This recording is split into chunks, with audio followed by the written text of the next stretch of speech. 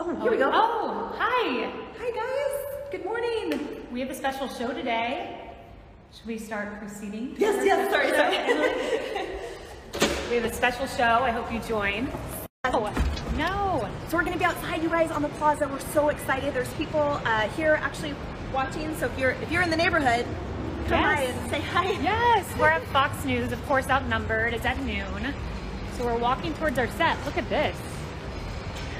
Special. Here we go. Hopefully our show doesn't have as many technicalities as our technical difficulties as our Instagram live. I have more faith in the crew than in me with Me too. someone, so Me too. I'm sure it'll be great. Yes. Well, we'll start getting mic'd up. See our set over here? This is our set, right? Or is this Harris? Let's see. How are you all today? Hi, Kaylee. Hello. God bless you and your family. God bless you. Look, there's Harris. There's Harris. Mikey. Harris is looking sharp today, as always, in her beautiful dress. Oh, and look who I found. One of my top aides from the White House. How's it going? No, that was not a casual bumping in. He happens to be here because I invited him. Oh, we have to go mic up. Bye, Chad. Yeah, have a good show. Bye. Okay, we're going to mic up now, guys. All right, we have to be quiet. Hello. Should be quiet because Harris is broadcasting. Great. Hello. Hi. This is my friend Moses. Hello. So Moses and I go way back. Way back. How many years now have I known you? I don't know, 8, 9 maybe? 8, 9, let's say I graduated in 2010 from undergrad. Yeah, 11 years. There you go, 11. Yeah. There you go. Mo's the best. Since you were an I love intern? him. Yeah, since I was an intern. And then you were producing, and then you were just climbing a ladder, and never took no for an answer. Might be our next president. Oh, no, I don't know about that, No, but you're no. so sweet. No. But wherever you are with Kaylee, you know that you're on top. Oh, it's the best. All right. You ready to get mic'd up, I homie? am ready. I All have right. my earpiece here. Thank you, Bo. Oh, no. Okay, technical difficulties. Yep. We're also going to, I don't know if you already talked about this, but we're going to be talking about how we're spending the 20-year anniversary of 9/11 on Saturday. We're going to be sharing with you guys where we will be, what we're going to be doing, and what it means to us, and that's going to be a special part of the show, too. It will be, and we have Ari Fleischer, so what'll be really neat about this is, you know, Ari was there. He was there when all of this happened, when this tragic terrorist attack took place in our nation, and he was working for President Bush at the time. So he's going to give us some personal insights about what that day was like. And I'll share also about what the 19th anniversary was like when we commemorated it with President Trump, a moment of silence on Air Force One. So it'll be a good show. Yes. Yeah. Can't wait to see you guys in just 15 minutes, and Yes. we'll see you then. Yeah. All right, bye guys. everyone. We got to go get mic'd up. It was a defining moment in America. And for kids at PS 234, only blocks from ground zero. This is something that absolutely changed my life. It taught me to recognize significant moments. All grown up now, Hannah Moak, Ian Tellis, and their fellow fourth graders in Pat Carney's class were witnesses to history. 10 years later, revisiting PS 234. I remember we were sitting right there. The moment was still haunting, and even now, 20 years later. What's your strongest memory of 9/11? Probably hearing the first plane hit the tower and the room shaking. Both of them also remember their teacher as the glue holding all the kids together. She was like our mom. That's Hannah Moak. Now at a different location with a bigger job, caring for a whole school. How has 9/11 informed how you act as a principal? 9/11 has had a real influence in the kind of leader I want to be. I can't fall apart. I have to move us forward step by step. Both Hannah and Ian say the outpouring of support back then helped them move forward. Hannah works in city government and volunteers. I think my entire existence now, as an almost 30-year-old woman, comes from the experience I had as an 8-year-old girl here on 9/11. A painful moment in time turned into a spirit of giving. Rahima Ellis, NBC News, New York. The echoes of 9/11 reflect across these memorial pools, the voices, the excruciating sounds, and memories of those whose lives intersected on that morning. A day that for so many Americans began with a ringing telephone and 4 words. Turn on the TV. It's Stacy calling. I know it seems weird to call you, but a jet just crashed into the World Trade Center. It's how the story of that day began for so many. A call from a friend, a relative. You have to see this. A plane has just crashed into the World Trade Center. I'm so worried about you. Where are you? In a world without Twitter, we reached out in the only ways we could. I just need to know that you're okay, sweetheart, so please just call me. We were witnessing the first national calamity of the digital age. Every voicemail, every email was writing history's narrative in real time. It's the human experience of a historical event. And your point of entry is that this event happened to people, just like you and me. They were people who went to their offices one morning with a cup of coffee and sat down at their desk, and literally all hell broke loose. And so in the 9/11 Memorial and Museum's oral history exhibit, it is the voices of those everyday people weaving the story of that day. Message 5 from an unknown number. Received September 11th at 8:59 a.m. Hey, Beverly, this is Sean. In case you get this message, there's been an explosion in World Trade 1. That's the other building. It looks like a plane struck it. It's on fire at about the 90th floor, and it's horrible. Sean Rooney called his wife several times from the 105th floor of the South Tower. This is Sean again. Looks like we'll be in this tower for a while. Like so many that day, Sean Rooney didn't make it home.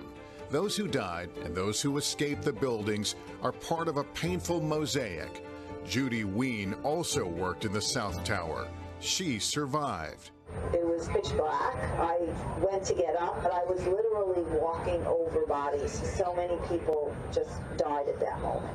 Bruno Dellinger recalls passing firefighters as he evacuated. While I was walking down, they were going up to their death, and I was walking down to live. There is also the remarkably calm flight attendant Betty Ong on board hijacked Flight 11. And the cockpit is not answering their phones, and there's somebody staffed in business class. She was giving critical information. We have voicemail today, but we don't use it like we did back in 2001. How critical are those snippets in telling this bigger story? Those voicemail messages are so important because we can hear what was going through their minds and through their hearts. Jules, this is Ryan. Lives on an airplane that's been hijacked. And things will go well, and it's not looking good. I just want you to know it absolutely fuck you. And we are not spared the crushing heartbreak of final goodbyes, like the message Brian Sweeney, a passenger aboard United Flight 175, left for his wife. I want you to hear it. So happy to time. Same to my parents and everybody. And I just totally love you. Hi, babe. I'll call you. Images of 9/11 are seared in our memories, but what was heard and said and what we remember and share will always take us to that day and closer to those we lost. Such heartbreak, and sadly a part of our history. On September 11th, EMT Michael Day rushed to the World Trade Center. That was the most amazingly horrible thing I had ever seen. He returned week after week, breathing in toxic dust. You felt like grit on your teeth. Last year, Michael was diagnosed with prostate cancer. He's enrolled in the World Trade Center Health Program, funded by Congress to pay for ongoing treatment of survivors and first responders for 9/11-related conditions. For more than 23,000 who no longer live in New York, like Michael in Erie, Pennsylvania, the program is administered by a company called LHI. If you had to describe the way this program operates? Haphazardly comes to mind. Horribly. Michael says LHI approved surgery for his cancer. Absolutely, Mr. Day will take care of everything, no worries. What happened when you got out of the hospital? It took 48 hours to get pain meds. NBC News spoke with nearly 20 LHI members, many with post-traumatic stress, who described being hounded by collection agencies after bills went unpaid, struggling to get appointments, endlessly waiting on hold, and bounced around on the phone. Do you have to call routinely because everything requires a phone call and approval? If I need a CAT scan, I have to get approval from them. If I need an MRI, I need approval from them. What is happening to 9/11 survivors who are part of this program? They are being forgotten. Their needs are being unaddressed as well as minimized. Tiffany Young, a lead case manager, and Sierra McCormick, a former case care coordinator, are 2 of 7 current and former employees of LHI we spoke with. They say delays and dysfunction have become far too common. A first-time phone call, those basic appointments are scheduling into March, April of next year. Just to get on the line with someone and find out what you might have a right to in terms of health care? Yes. What's the impact on care? Members have to choose. Am I going to wait for program coverage, or am I going to bill it to my primary health insurance, where they are then stuck with expenses? And quite a few of our members don't even have primary health insurance. Sierra quit after a member had their teeth removed due to cancer. And it was covered through the program, and we are still, months later, looking for a provider to provide the dentures. So the member has no teeth at this point? Correct. Tiffany and Sierra also say LHI isn't equipped to deal with a population with significant rates of post-traumatic stress. Do the people who work for LHI have training and background in mental health? I did not have nearly enough training. The World Trade Center Health Program tells NBC News it cannot comment on specific member cases, but said it's aware of concerns and, where appropriate, is working with LHI to address them. LHI said it's committed to treating every individual we serve with care and compassion, and it will carefully review members' concerns. People might think, well, this is how our American healthcare system works. I do not remember the last time I had to wait 6 months to address a confirmed diagnosis. Back in Erie, doctors just discovered a cancerous tumor in Michael's jaw. He'll be asking for more help from LHI. I think it's funny. They end every phone call with, "Thank you for what you did." I don't need their thanks. I was doing my job. I want them to do their job. 20 years after that horrible day, LHI's contract to serve those who served a nation is up for renewal by the federal government. Kate Snow, NBC News, Erie, Pennsylvania. And just a short time ago, I asked Dr. Anthony Fauci about the president's sweeping new requirements. There are a number of people, for one reason or other, who just do not want to comply and get vaccinated. We've got to get them vaccinated. And hopefully they will do it willingly. If not, there will have to be things that will essentially put pressure on them, such as you're not going to work in this particular agency or institution.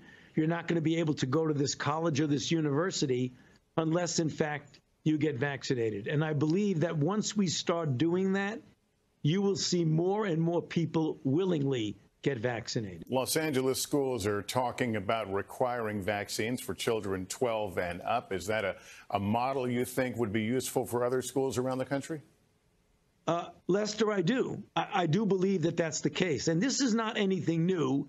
We have requirements for vaccination for a number of other diseases in the school system. So it would not be a unique situation to have requirements of children 12 years old and older to have the vaccination for COVID-19. The president, the CDC are all pushing this notion of a third shot, a booster shot. The FDA is not signed on for that now. Is this a subtle pressure on the FDA to fall in line? No, it isn't, Lester. The FDA knows what their job and their responsibility is, and they take it very seriously. So the fact that they haven't weighed in yet is that they don't have all the information yet that they need. When they do, and they examine it carefully, you will hear from the FDA. Can you weigh in on the coming flu season, what it looks like by itself and certainly in conjunction with what we're seeing right now with COVID? You know, Lester, we don't know. It's really unpredictable. And that's the reason why, even though we're all concentrating on COVID-19 and vaccinating people, people should not forget to get their flu vaccine, because we don't want to have a bad flu season complicating what we're seeing already with COVID-19. Part of my conversation with Dr. Anthony Fauci this afternoon.